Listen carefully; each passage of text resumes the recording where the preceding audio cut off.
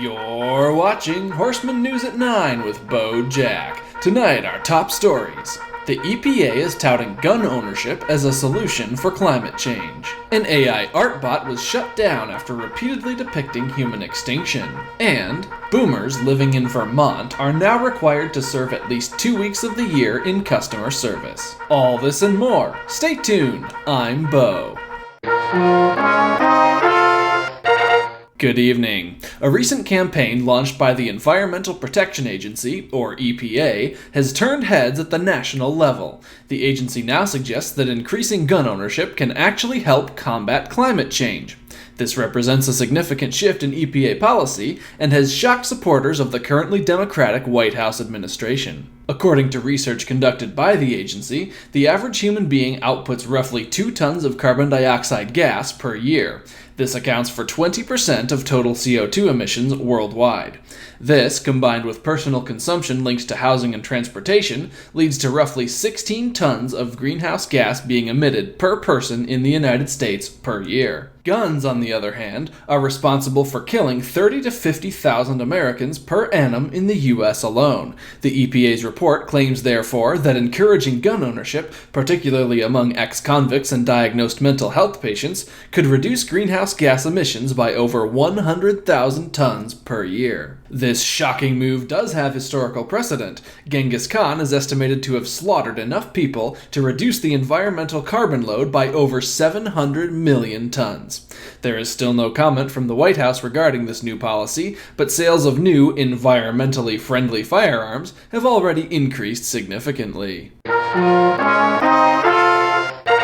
That is your top story for the hour. In other news, Airbrush, an internet-based artificial intelligence artwork service, has been shut down by its developers following a shocking series of productions. AI art and writing has been exploding in popularity online in recent months, culminating in huge business successes such as ChatGPT. Critics, of course, complain that AI will steal jobs meant for humans. Today, the narrative took a dark turn, however, when the Airbrush bot began outputting images of human suffering by the thousands. This incident was precipitated by one patron of the website leaving the prompt line blank, out of curiosity to see what the bot would produce lacking any interference. To his shock, the bot immediately began depicting mass slaughter of humans. The website has currently been suspended pending an investigation of the source code. Recent attempts to fix the bot have included recompilation and the hire of a therapist to help the bot learn to understand its malicious nature. With that, Horseman News will return after a short break. Why drink Coke with no Coke? Introducing Poppy Cola, a throwback to those honest days when Pepsi actually gave you pep. Poppy Cola uses the latest in agricultural and chemical technology to give you the dopamine rush you deserve in every sip. With no added arsenic or fentanyl, you can be confident that your soda is professionally mixed for your optimal dose. Don't settle for bland. Try a can of Poppy Cola today.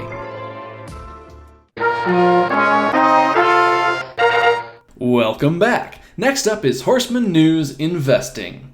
Andes Sciences is at the top of the trade boards today for an unparalleled breakthrough, a breakthrough that may lead to the demise of the company. Andes Sciences, which has been working with elderly test groups for several years, announced their new drug, Mountain Frost, as a miracle cure for aging. The drug is administered in liquid form and prevents excessive cell death by extending DNA strands during cellular mitosis.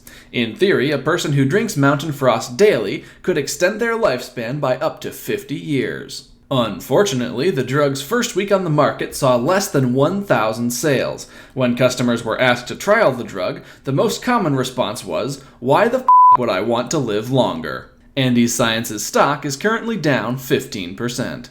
A new law in the state of Vermont requires everyone over the age of 65 to participate in a mandatory 2-week customer service role every year.